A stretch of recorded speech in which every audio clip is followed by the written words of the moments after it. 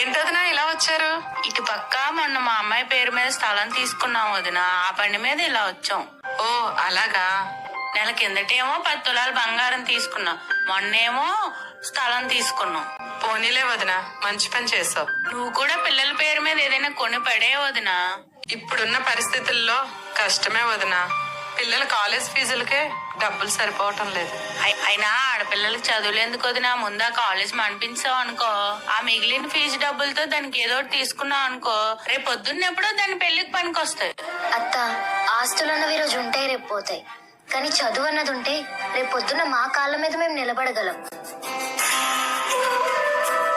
తల్లిదండ్రులు పిల్లలకి ఆస్తుల్ని ఇచ్చినా ఇవ్వకపోయినా చదువుని మాత్రం ఖచ్చితంగా ఇవ్వాలి. ఎందుకంటే చదువుని మించిన గొప్ప ఆస్తిని పిల్లలకి ఏ తల్లిదండ్రులు ఇవ్వలేరు.